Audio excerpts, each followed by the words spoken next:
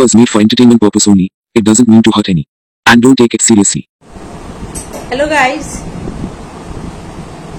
চাপে চাপে পুরো পিষে যাচ্ছে, দেখতে পাচ্ছ তো? ভিডিও যায়নি, এখন মর্নিং সকালবেলা 8:30 বাজে আমি ভিডিওটা করতে বসেছি, কারণ বেরোবো, দেখেই বুঝতে পারছো। স্নান করে উঠেছি অনেকক্ষণ, সমস্ত সেরে রান্নাও অর্ধেক হয়ে গেছে। হ্যাঁ, দিয়ে এবার আমার মনে হলো যে কিছুই আপডেট তোমাদের দিইনি, আর আমি নিজেও জানি না, কালকে এত ব্যস্ত ছিলাম নতুন জায়গায়, সেই তো সমুদ্রে গিয়ে পড়েছি, বিরাট ব্যাপার স্যাপার। হ্যাঁ, দিয়ে সেই সারাদিন এত পরিশ্রম হয়েছে, আর এতটা জার্নি করে যাওয়ার, জানো তোমাদের আমার অভ্যাস নেই। যাই হোক, সব মিলিয়ে মিশিয়ে কালকে আমি খুব টায়ার্ড ছিলাম। চলে এসেছি 9টার মধ্যে, এসে আবার স্নান করলাম, গরমকাল বুঝে স্নান। সন্ধ্যাবেলা যেহেতু ঠাকুরের পুজো অর্চনা কিছুই হয়নি, স্নান করে এসে ঠাকুরের পুজো অর্চনা করলাম, করে টোরে এসে ফটাফট রান্না করে নিলাম। পরে আমি বসে যদি পড়ি আর পারবো না। এবার যখন ভিডিও করতে যাব কিংবা তোমাদের সবার আপডেট দেখতে যাব, নিজের চ্যানেলটাও ভিজিট করতে যাব, রাস্তা থেকেই ফোনটা ডিস্টার্ব করছিল, আমার নিজের ফোনটা, এটা আমার হাজবেন্ডের ফোন থেকে করছি। ব্যাস, কারণ আমাদের এই চ্যানেলের সমস্ত দুজনের, আমার আর ওর ফোনের সাথে একসাথে, যার জন্য আমি এটা থেকে আপলোড করতে পারবো। কিন্তু আমার ফোন পুরো সত্যানাশ হয়ে গেছে, জানি না কিসের জন্য। 1 বছরও হয়নি, নতুন ফোন, স্যামসাং এর ফোন, ভাই কেউ কেনো না। আমি পুরো 1 বছরের মধ্যে পুরো নাজেহাল হয়ে গেলাম। এবার ফোনটাকে গ্যারেন্টি পিরিয়ডের মধ্যে আছে, আজকে যদি ছেলে নিয়ে যায় তো ভালো। আমি জানি না ভিডিও কিভাবে তোমাদের দিতে পারবো, কি করতে পারবো, যাই হোক। আর তারপরেও এটার জন্য জানালাম যে তোমরা অনেকেই যারা ভালোবাসো আমাকে, তারা ওয়েট করেছিলে কালকে আমি লাইভে আসবো, কিন্তু ইচ্ছা ছিল কিন্তু আসতে পারিনি। শরীর এতটাই ক্লান্ত ছিল, এই ফোনটা থেকে আসতে পারতাম, কিন্তু শরীর এত পরিশ্রান্ত ছিল আমি আর পারলাম না। তারপরে সমস্ত কিছু করে শুতে 11:30 পৌনে 12টা হয়ে গেছে। ঠিক আছে, আচ্ছা চলো এবার আমি মূল স্রোতে যাই। তো 2-1টা ভিডিও আমি দেখেছি, অনেকের কমেন্টও আমি দেখেছি।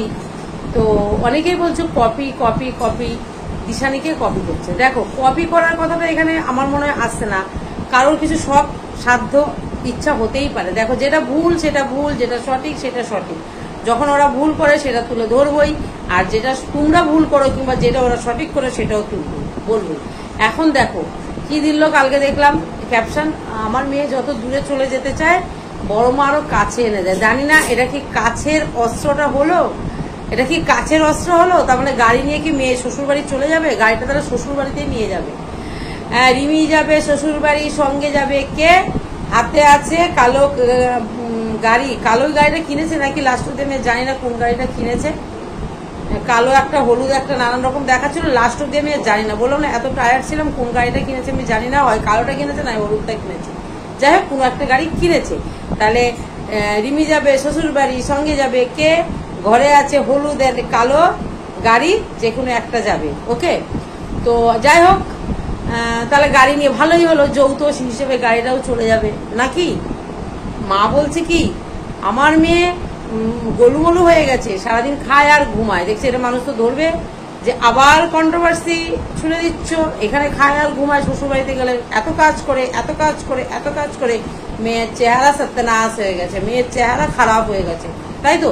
এই কথাটা মানুষ ধরবে। তখন বলছে কি, না মা আমরা তো, তুই তো ঘুরতে যাস, সেটাও তো একটা কষ্ট। চলো ভাই, ঘুরতে যাই, সেটাও তাহলে ঘুরিস না। ঘুরতে যাওয়ার যদি কষ্ট হয়, ঘরে বসে থাক। এবার মা মেয়ে মিলে চড়বে, চড়ার জন্য এই টোটো বলছি, গাড়িটা কিনেছে, কারণ টোটো করে গেলে অনেক ভাড়া লেগে যায়।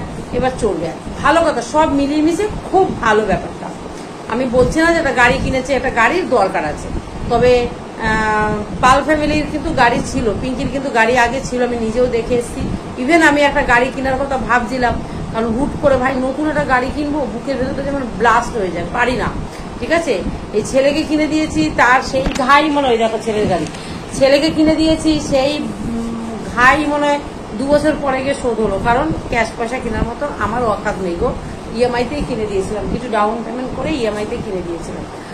চলো, সবকিছু মিলিয়ে একটা বাড়িতে গাড়ি থাকার দরকার আছে। এই যে এখন আমি ডেলি প্যাসেঞ্জারি করছি, আমার ওটা গাড়ি খুব দরকার, কিন্তু কিনবোটা কোথা থেকে?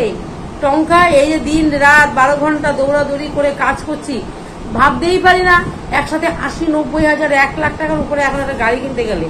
হ্যাঁ, ওই এত টাকা দিয়ে একটা গাড়ি কিনবো, ক্যাশ ইএমআই, কোনোটাই ভাবতে পারি না। বিশ্বাস করো, যা জিনিসপত্রের দাম, কিন্তু দেখো আজকে ফ্যামিলি ব্যাকগ্রাউন্ড বিক্রি করে, নিজেদের কেচ্ছা বিক্রি করে কিরকম ফেস ভ্যালু এরা তৈরি করেছে। আজকে খেটে কর, অকাত থাকে খেটে কর, দেখা ডেলি ব্লগ, দেখা নিজেদের ক্রিয়েটিভিটি। হ্যাঁ, তোমরা বলতেই পারো যে তোমরা কি তোমাদের ক্রিয়েটিভিটি দেখাচ্ছ। আমাদেরও এটা একটা ক্রিয়েটিভিটি, কারণ ওরা যে ভুল ভ্রান্তিগুলো করে সেইগুলো খুঁটে এনে তোমাদের সামনে প্রেজেন্টেশন করা, কিংবা ওদের ভুলগুলো শুধরে দেওয়া, কিংবা সমাজকে ক্লিন করা, এটা কিন্তু আমাদের একটা ক্রিয়েটিভিটি। বুঝতে পারো তো, এটা আমাদের একটা ক্রিয়েটিভিটি। ওরা যে ভুলটা করছে সেটা তোমাদের সামনে আনা, কিংবা ওদের ভুলটাকে ওদের বুঝিয়ে দেওয়া, শুধরে দেওয়া।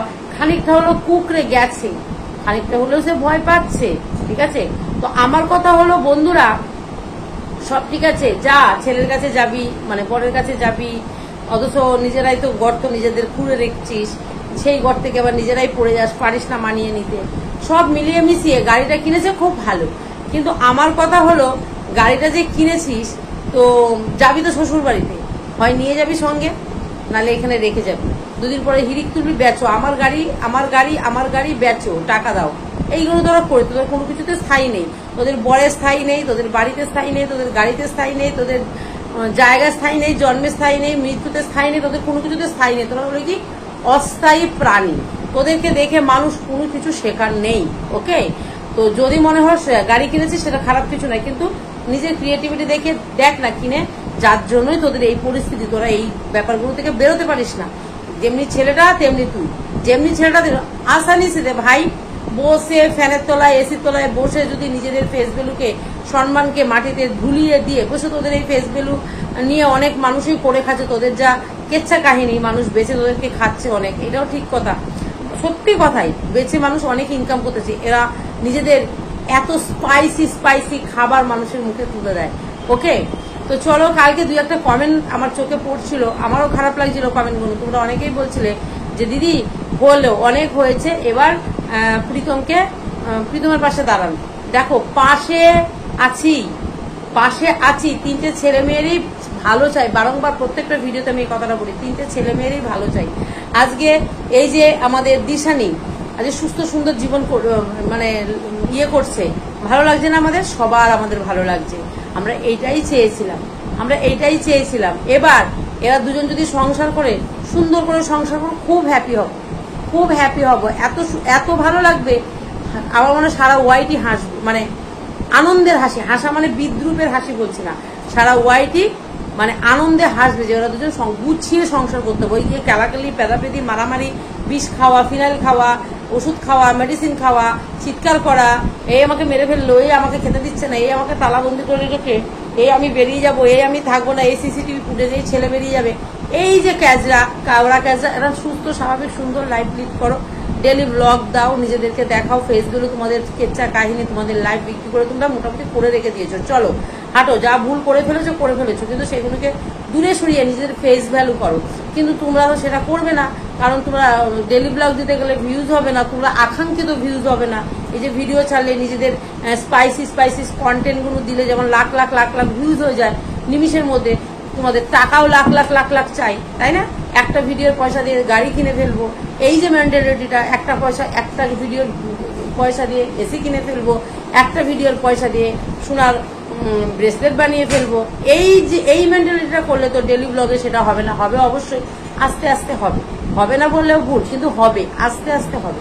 তাহলে সেই ধৈর্যটা তোমাদের মধ্যে নেই, কারণ তোমরা স্বাদ পেয়ে গেছো, তোমরা অনেক স্বাদ পেয়ে গেছো। তো অনেকেই আমাকে বলছো দিদি, হ্যাঁ ছেলেটার চ্যানেলটা বন্ধ, হ্যাঁ ছেলেটাকে এইভাবে আপনারা শাস্তি দিচ্ছেন। দেখো, চ্যানেলটার বন্ধ কেন? আজকে যদি ছেলেটার চ্যানেলটা খোলা থাকতো, বুঝতে পারছো, আরো এই যে ব্যাপারটা একটা স্থিতিশীল হয়ে আছে ওয়াইটি পরিবেশটা, তাও সামলানো, খানিকটা হলেও সামলানো যাচ্ছে, হ্যাঁ। কিন্তু এই ছেলেটার যদি চ্যানেলটা খোলা থাকতো, বুঝতে পারছো, আগুন ধাউ করে আরো লাগতো, আগুন আরো ধাউ করে লাগতো। কাজেই তোমরা চিন্তা করো না, সময় মতো সবকিছু হবে। যেমন এই দিশানির বিয়ে হলো, তো সময় মতো সবকিছু হবে, এত চিন্তা করার কিছু নেই, এত হুড়াহুড়ি করারও কিছু নেই ভাই। আস্তে লাইন দিয়ে, ওই যে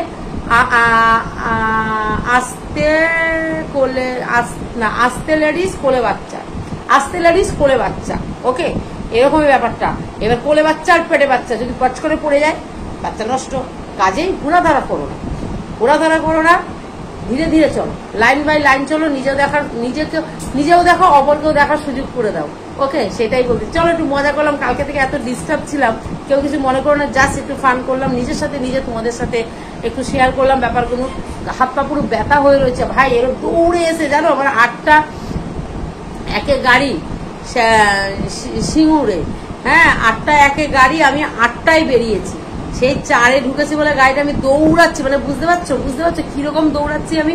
আবার ব্যাগ আনতে একটা অন্য জায়গায় একটু দূরে যেতে হয়, 2-3টে সিঁড়ি বেয়ে ওপরে উঠতে হয় ব্যাগ আনতে, এক একটা জায়গায় সবকিছু, এবার ব্যাগ নিতে হবে, দৌড়ে গিয়ে ব্যাগ নিলাম, নিয়ে দৌড় ছুটছি, হ্যাঁ আমি ঢুকছি গাড়িও ঢুকছে, মানে আমি ঢুকছি গাড়ি ঢুকছে, মানে ফার্স্ট এরকম ভাবে আমি কোনোদিন করিনি।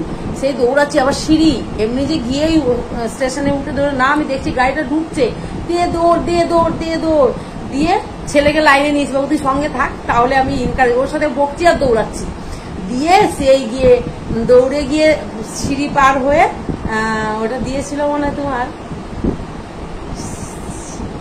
শেওড়াফুলি থেকে দিয়েছিল 4-এ ও সিঙ্গুর থেকে কততে দিয়েছিল 2-এ দিয়েছিল, দৌড়ে গিয়ে উঠেছি, আর শেওড়াফুলি থেকে দিয়েছিল 4-এ আমি দাঁড়িয়েছিলাম, মানে নিচটাতে কোথায় অ্যানাউন্স হবে শুনি 5-এ, নিয়ে দৌড়াচ্ছি আবার, ওটা সময় পেয়েছিলাম অনেকক্ষণ গিয়ে, কিন্তু ওইটা আমি তো 8টা একের গাড়ি 8টায় বেরোচ্ছি, 8টায় বেরিয়ে আবার ওপরে দৌড়ে গিয়ে উঠে ব্যাগ আনা, এনে আবার নাবা, নেমে দৌড়ে ব্যাগ ফ্যাগ নিয়ে 8টায় বেরোলাম, তাহলে কোনো তাও সমস্যা ছিল না। স্টোর থেকে বেরিয়েছি, মানে কাউন্টার থেকে বেরিয়েছি আমি 8টা একে গাড়ি, ভাবো 8টায় বেরিয়েছি, বেরিয়ে দৌড় দিয়ে ব্যাগ নামিয়েছি দৌড়ে সিঁড়ি বেয়ে, এমনি যে নর্মাল একটা ঘর থেকে এনে দাঁড়াতো ওপরে 3 তলার ওপরে, সে দৌড়ে আবার নামালাম, সেই 3 তলাও মানে কি একদম ছোট্ট কুচি সিঁড়ি, বুঝলে তো, ওখানে শুধু স্টাফেদের ব্যাগ লাঞ্চ রুম, ওই জন্য সেরকম ভাবে ওই ব্যাপারটা করা নেই। দৌড়ে গিয়ে সব নিয়ে এলাম, নিয়ে এসে দৌড়, গাড়ি ঢুকছে আমি শুনতে পাচ্ছি, আমি দৌড়াচ্ছি গাড়ি ঢুকছে শুনতে পাচ্ছি, সেই অবস্থায় মানে বিরাট একটা শরীরের মধ্যে ধকল গেছে। আর চলো, চলতে হয়তো আরো মানে একদিনের এক্সপিরিয়েন্স এরকম, চলতে হয়তো আরো সবটা অপব্যয় হয়ে যাব। তো চলো, যার জন্য কালকে সব মিলিয়ে মিশিয়ে একটু ডিস্টার্ব ছিলাম, আসতেও পারিনি তোমাদের সামনে ভিডিও করতে।